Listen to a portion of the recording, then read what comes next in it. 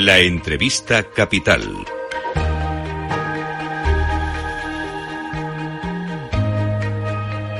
Luis Vicente Muñoz.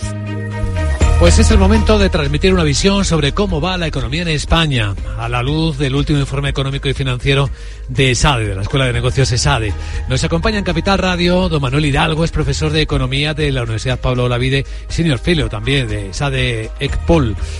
¿Cómo está, profesor? Muy buenos días y bienvenido. Hola, muy buenos días, muchísimas gracias. Bueno, pues ayer mismo decía en nuestro programa el ministro de Economía, Carlos Cuerpo, que el cuadro macro que se va a actualizar la semana que viene va a ser revisado al alza. ¿Coincide con la visión de este informe que acaba de publicar ESADE, con las tendencias que se ven en el informe? Sí, nosotros hacemos este informe de forma periódica y desde el último que realizamos hace medio año, hacemos un par de ellos al año, lo que observamos y es lo que también contamos en el informe, es que no solo nosotros, ni el Ministerio, sino también Fondo Monetario Internacional, OCDE y cualquier otro organismo que se dedique a hacer análisis macro en términos coyunturales, lo que muestra clarísimamente es que la economía pues va de nuevo a crecer durante este año más de lo que se había previsto inicialmente. Por lo tanto, en este sentido, todos, yo creo que todos, y el Ministerio le toca en este momento, estamos haciendo revisiones al alza, pues desde un crecimiento que oscilaba el 1,5% a uno que se puede ir incluso un punto por encima, hasta el 2,5%. ¿Y esto a qué se debe? ¿Sigue siendo el consumo público, en buena medida, también el privado, los que sostienen la economía española? ¿Qué esperamos que aporten las exportaciones? Por citar tres claves importantes. Bueno, el consumo público, que había sido bastante importante en el año pasado, parece que deja paso al menos el consumo público que nosotros llamamos de las administraciones centrales. No así es de las comunidades autónomas, pero sí es verdad que el crecimiento agregado del gasto público ya no explicaría tanto de ese crecimiento. Por otro lado, el consumo privado, el de las familias, pues sin ser especialmente intenso, sí es verdad que se mantiene en unos niveles que aporta crecimiento, también porque es el componente más elevado, más importante de la demanda y por lo tanto termina transmitiendo crecimiento.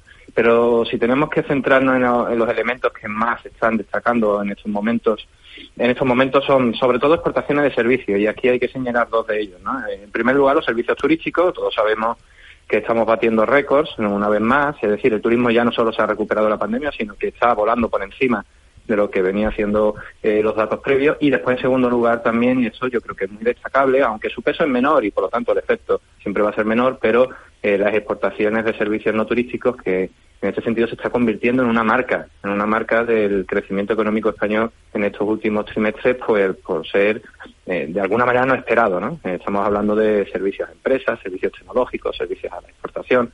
Yo creo que por ahí hay un pequeño rayo de luz para la economía española en el futuro, dado que se observa que estamos ganando competencia, capacidad para competir y para generar valor en esos sectores.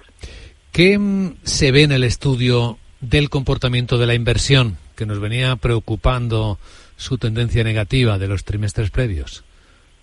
Sí, precisamente yo creo que esa es la gran preocupación. Desde que se inició la pandemia, la inversión empresarial, tanto en residencial como en no residencial, parecía que no lograba despegar, no se recuperaba de lo sucedido a partir de la pandemia. Las explicaciones, pues yo creo que han sido varias.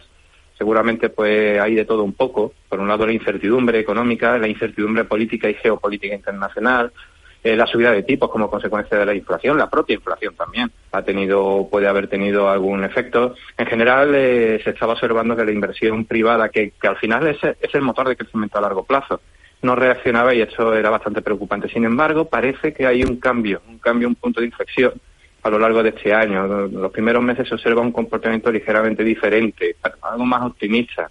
Y aquí la verdad es que nuevamente las explicaciones pues son hipótesis, pero en alguna de ellas tendrá su base, ¿no? Principalmente unas expectativas de bajada de tipos posiblemente más lenta de lo que nos hubiera gustado, pero que va a suceder, la moderación de la inflación. La incertidumbre geopolítica pues se mantiene, pero yo creo que hemos aprendido a convivir con ella y también con la nacional. Y después alertamos también o puntualizamos la cuestión de los fondos Next Generation, que ha costado trabajo ponerlos a funcionar, pero durante 2023 y ya 2024 marcan una velocidad de crucero que puede estar tirando también de la inversión privada. Justo en estos días el debate sobre qué pasa con la productividad en España empieza a ser más intenso seguramente que antes, sobre todo a la luz de comprobar cómo en la estadística el principal impacto en el crecimiento de la economía española se debía, por una parte, al incremento de la población, y viene del lado de la inmigración, y por otra también al aumento del empleo, sin que, sin embargo, la calidad del empleo sea lo suficiente como para que la gente note en su propia economía doméstica lo bien que supuestamente marcha la economía del país. Dicho de otra manera, el país va bien, pero la gente no lo siente. En poder adquisitivo incluso hay muchas personas por debajo del nivel previo a la pandemia. Esto sigue siendo una curiosa paradoja, ¿no? Sí, es una paradoja, pero que tiene una explicación sencilla. Bueno, sencilla para los economistas, pero que se puede explicar. Efectivamente, una cosa es la evolución macro, el Producto Interior Bruto crece a ritmos superiores a la media europea, pero sin embargo después parte de la población no lo nota. ¿Por qué? Pues principalmente porque tú lo has comentado, tenemos un crecimiento netamente extensivo, es decir, estamos creciendo porque tenemos más gente trabajando, porque la población española ha aumentado, sobre todo por la población migrante, sobre todo de Latinoamérica y europea. Eso yo creo que es importante remarcarlo. Esa población que ha llegado pues se ha puesto a trabajar, es activa directamente y se ha puesto a trabajar. Buena parte de la nueva población ocupada es extranjera y obviamente cuando tienes más personas trabajando y produciendo la economía es mayor. Pero ¿qué ocurre? Que ese crecimiento extensivo no se está haciendo en sectores donde la productividad es elevada, no se está haciendo en empresas donde hay ganancias capaces o son capaces de hacer ganancias en productividad y por lo tanto no estamos observando en ese sentido que haya un incremento de la productividad significativo y en consecuencia por lo tanto de otras variables que dependen de ella, como son por ejemplo los salarios reales, los rendimientos de las empresas, etcétera.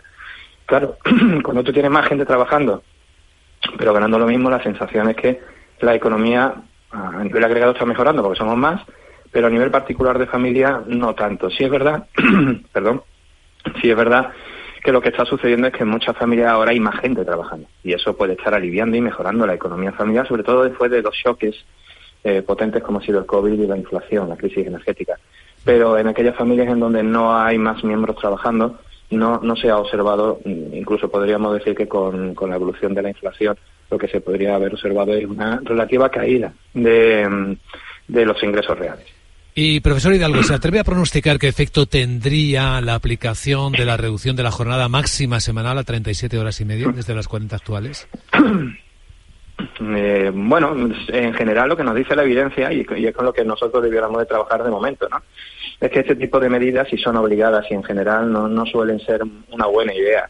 La bajada de la jornada laboral tiene que ser una consecuencia de la subida de la productividad, no al revés. ¿Puede ocurrir que al obligar a los trabajadores y a las empresas a tener jornadas laborales menores la productividad suba? Es posible, pero sobre todo en sectores en donde tienen márgenes de aumento en la productividad.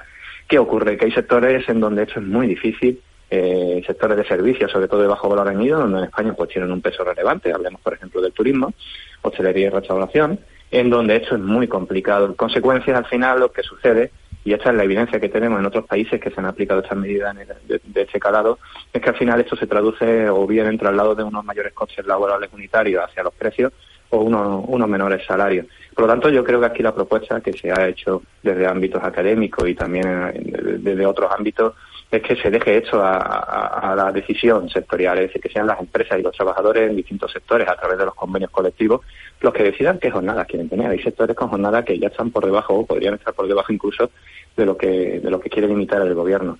Yo creo que esa es la medida, fomentar precisamente que se trasladen esos efectos de la productividad, del crecimiento de la productividad, mayores salarios o bien en menores jornadas o bien las dos cosas a la vez.